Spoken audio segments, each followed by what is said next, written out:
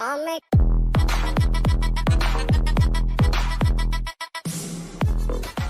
So, hi everyone, welcome on board. This is Anisha here. Today, I have with me Arjun, who's a typical engineer who wanted to do an MBA but was able to make sure he got in a 99.88 percentile.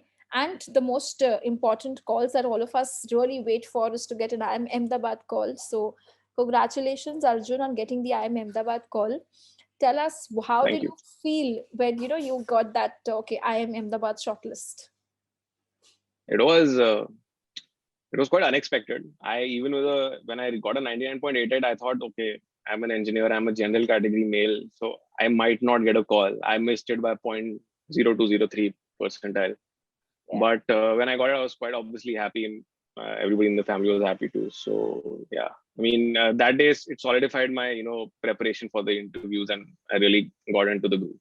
That's lovely. So tell me, when you say, you solidified the whole prep and everything, what was on your mind that I have to do certain things before my IIM Ahmedabad interview, and how was your entire interview experience like?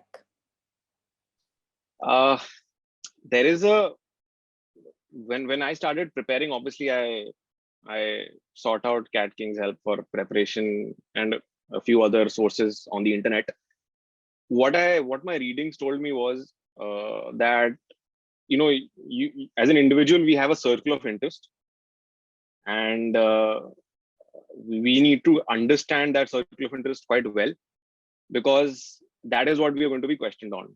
Obviously, you have filled a form, you have written some answers. They are part of that entire process, and they also come under a circle of interest. But in general, an interviewer at IIM Ahmedabad, or I think Bangalore and Calcutta as well, they're not really, going to ask you the set questions that you would have about, why MBA and stuff like that. They're going to really poke you on your circle of interest. So I started by defining what it was, what really, what kind of person, what kind of a person I am.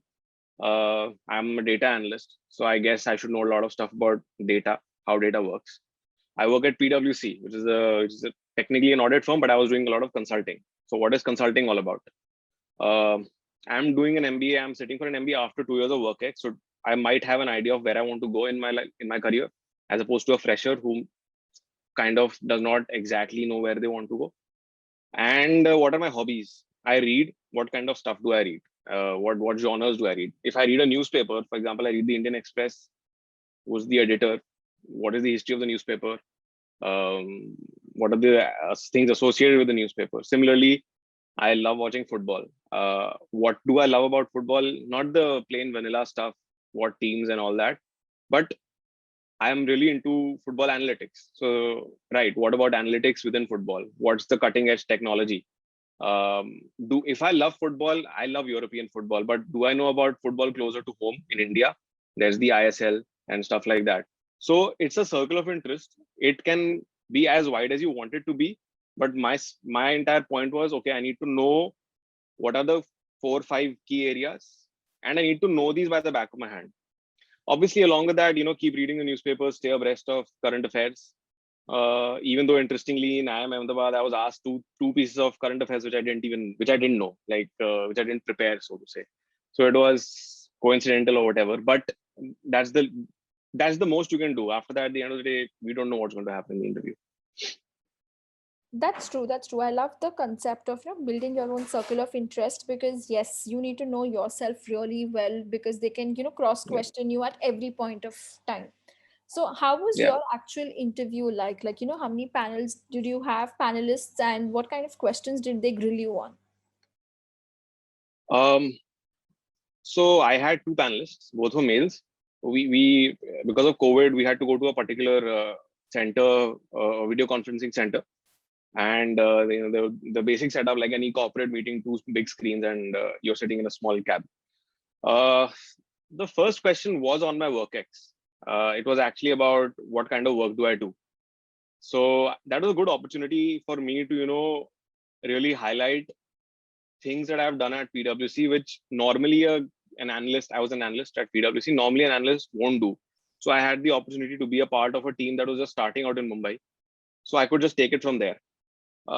In the middle of the interview, I was asked about my clients. Not, I didn't have to name them. We have these NDAs, But I was asked, what do I know about them? Here, I mean, I couldn't answer a lot, but I answered whatever I could.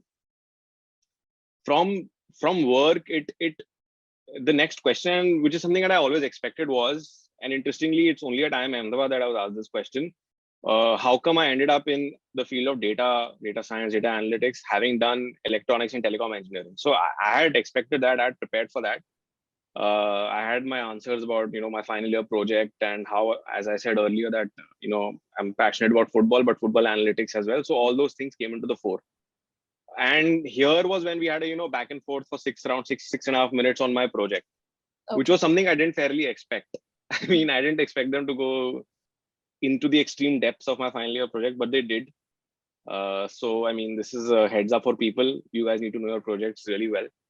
Fortunately, at that point in time, I thought I wasn't giving the right answers, but when I came out, I did give the right answers. So I think that worked out well. Thereafter, it was about current affairs. I had mentioned employees, about hiring and stuff in my first answer about PwC, and I was asked about the labor laws. Oh, okay. That is something I didn't expect. That came out of nowhere. It was a googly thrown at me, and I did not know about labor laws, and it was actively something that I didn't study. I mean, I remember there being a presentation on labor laws on Cat King's website as well. I sat for it, but I didn't actively study. It was too complicated, and I thought, I will say I don't know it. Unfortunately, the second question he asked me on current affairs was on the Indian Medical Association's protests over Ayurveda surgery. Okay. And again, that's hard luck, because that's something that happened in November and I was being questioned in February. So it was not on my mind. So the two current affairs questions weren't that good. So then, guys, for all the people, even though you think content on your dashboard is complex, please read it. It's there for a reason. Yeah, just read it. At least have a fair idea, even though you don't know about it in depth. But just know enough information to at least have a conversation. Correct. That's important. So when you said you don't know about these things, did they kind of grill you on some other aspects, or how did? No, they didn't grill me. They said it's fine. Okay, they understood. But what they moved on to was whatever next they moved on to, I was able to answer that. So I tried to counterbalance that. When they asked me about current affairs, I didn't know about that. The next question was about a little bit more on electronics and telecom, about some stuff from my, I think, fourth year subjects that I was able to manage fairly easily. And then fortunately, finally the topic came to football. So I had this, throughout my interviews, one of my clear-cut strategies was I want them to talk about football. Like I really need the focus to come to that particular topic, because from there I know I can ramble on about various kinds of things, various interesting things that a panelist wouldn't normally know. And I'm pretty sure many football fans also wouldn't normally know that. So yeah, they were quite impressed I think in that part, because he went on to ask me a lot of different things. What kind of football metrics are good to judge a forward player in football? What is the situation of Indian football? Where does Indian football rank currently? Where did it rank last year? Who is the current Indian football coach? So that is where we went into in depth, and I spoke about statistics as part of football as well. So I guess that was like a saving grace. When the current affairs weren't that good, but I guess I tried to balance that out with football. That's interesting. So, if you are very passionate about something, and if you're able to justify, that kind of shows that, I'm genuine, and they're showing an interest is also a great thing. Overall, how long was your interview? I don't really remember. It was around 15 minutes. Okay. That was I think, that was the duration I think all of the students in my panel had.